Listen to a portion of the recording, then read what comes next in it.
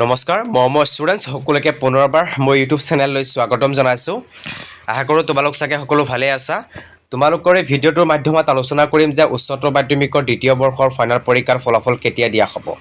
ছাত্ৰ ছাত্ৰীসকল তোমালোকে নিশ্চয় গমেই পাইছিলা যে দুই এদিন আগতেই ছ'চিয়েল মিডিয়াৰ মাধ্যমত তোমালোকে দেখিবলৈ পাইছা যে ফেক কিছুমান নোটিছ বা বাতৰি দিয়া হৈছিলে যে 17 এপ্ৰিলত ঘোষণা হ'ব এইচএছৰ ফলাফল, কিন্তু তেনেকুৱা ফেক নোটিছ দেখিবলৈ পাই অসমৰ শিক্ষামন্ত্ৰী ডক্টৰ অনুজ পেগুৱে টুইটযোগে ঘোষণা কৰি কয় যে 17 এপ্ৰিলত নহয় 21 এপ্ৰিলতহে হ'ব উচ্চতৰ মাধ্যমিকৰ দ্বিতীয় বৰ্ষৰ ফাইনেল পৰীক্ষাৰ ফলাফল।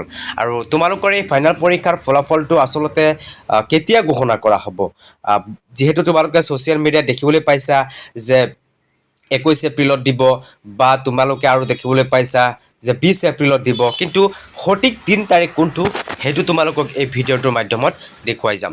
ছাত্ৰ ছাত্ৰীসকল তোমালোকৰ পৰীক্ষাৰ ফলাফলটো 21 এপ্ৰিলৰ দিনটোত দিয়াৰ বেছি সম্ভাৱনা আছে। যদি নিদিয়ে তেন্তে দুই এদিন তোমালোকৰ আৰু লেট হ'ব পাৰে।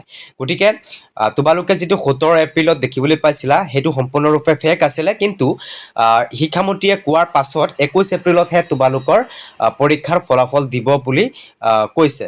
কিন্তু যদি 21 এপ্ৰিলত তোমালোকৰ সেই ফলাফলটো নহয় বা ফলাফল নিদিয়ে তেতিয়াহ'লে তোমালোকৰ দুই এদিন পিছতহে তোমালোকৰ দিব পাৰে তোমালোকৰ ফলাফল। আৰু তোমালোকে এতিয়া এই নোটিছটো যিটো দেখিবলৈ পাইছা এইটো হৈছে অসমৰ শিক্ষা বিভাগৰ পৰা জাৰি কৰা এই নোটিছটো। 21 এপ্ৰিলত তোমালোকৰ ফলাফলটো দিব। আৰু এতিয়া কথাটো হ'ল যে এতিয়া তোমালোকৰ যিহেতু ফলাফলটো দিব আৰু এই ফলাফলত কি সকলো ছাত্ৰ ছাত্ৰীয়ে পাছ কৰিব নে ফেইল কৰিব সেইটো বিষয়ত কিন্তু বহুত ছাত্ৰ ছাত্ৰীৰ মনত কিন্তু প্ৰশ্ন উঠিছে।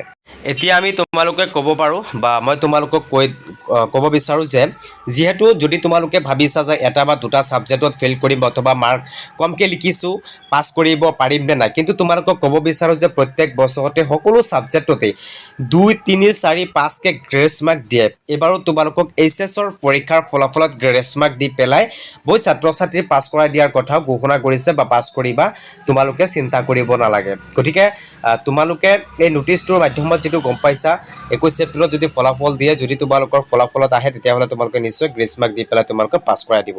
চিন্তা কৰিব নালাগে, গ্ৰেছ মাৰ্ক দিব প্ৰত্যেক বছৰতে সকলো ছাত্ৰ ছাত্ৰী 2, 3, 4, 5লৈকে গ্ৰেছ মাৰ্ক দিয়ে। এইবাৰো তোমালোকক গ্ৰেছ মাৰ্ক দিয়াৰ বেছি সম্ভাৱনা আছে।